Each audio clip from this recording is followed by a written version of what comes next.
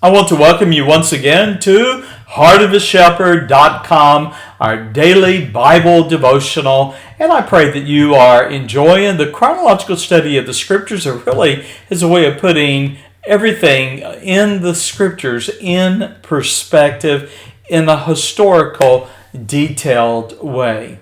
Well, the title of our devotional today is, What Does the Lord Require? And the answer, nothing less than your best. Now, our scripture reading, 1 Kings chapter 7 and 2 Chronicles chapter 4. But the first part of our study will be taken from 1 Kings chapter 7.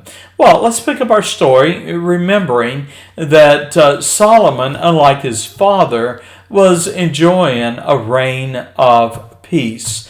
And he had dedicated himself to many construction projects during his lifetime. For instance, in 1 Kings chapter 7 and verses 1 through 12, you have Solomon's palace complex that is detailed for us. Now, we know according to 1 Kings 6 that the temple required 7 years to build. However, Solomon's palace was under construction for 13 years, and the details of that are given in 1 Kings chapter 7.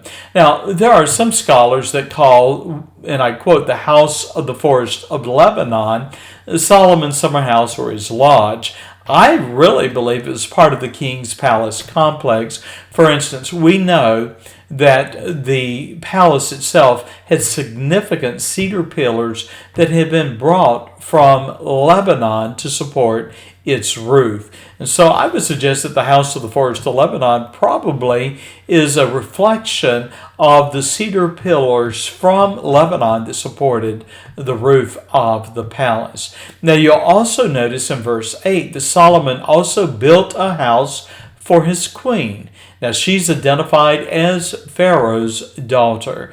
Now as queen, her home was indeed attached to the palace complex. Now, the attention then turned from the palace and grounds to preparations for the temple, beginning in 1 Kings chapter 7, verse 13, and really extending all the way through to verse 51, we're given the furnishings for the temple. Now, it's interesting, we have an introduction of a craftsman named Hiram. Now, this is not the same Hiram who was the king of Tyre. This is a man of Lebanon, and he was enlisted to make intricate, elaborate pieces of brass, silver, and gold for the temple.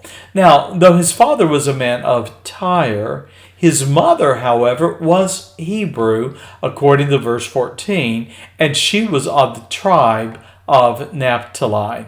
Well, regarding Hiram was a skilled metal artisan, and he was, by the description of the scriptures themselves of verse 14, was filled with wisdom, understanding, and cunning to work all works in brass. Now, Hiram also crafted a large brass laver, now a huge bowl, if you would, of brass that's described as a molten sea, and we read that it stood upon 12 oxen that were also set in brass. Now, you will also notice that the attention to detail and beauty is really worth noting, as even we consider the utensils used in the temple offerings. Tables overlaid with gold, golden lampstands, basins of gold, golden lavers engraved with the lilies, added to the beauty and the elegance of the worship. Now that's found 2 Chronicles chapter 4 and verse 5.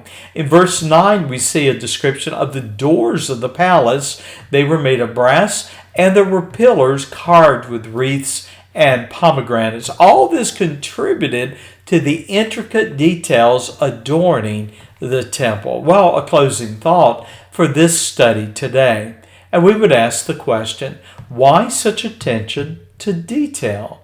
Well, the answer is because Solomon was building a house for the Lord, and it was an outward testimony of the greatness of his God. And so in light of Solomon's focus on excellence and his attention to detail for the temple, please permit me to propose several questions for pastors, lay leaders, and believers.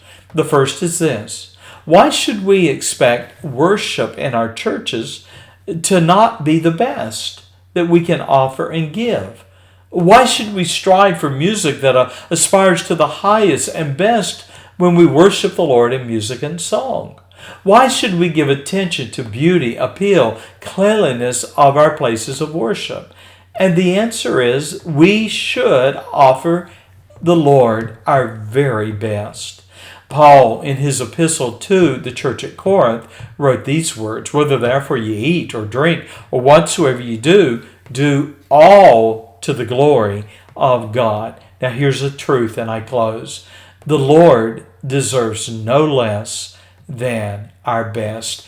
Even the smallest details of the temple were done in such a way that they would reflect the glory of God in heaven. May you and I live our lives in the same way, that our lives are a reflection of our God who is holy, just, all-loving, and a God worthy of our worship. Thank you for being a part of Heart of a Shepherd, and bye-bye.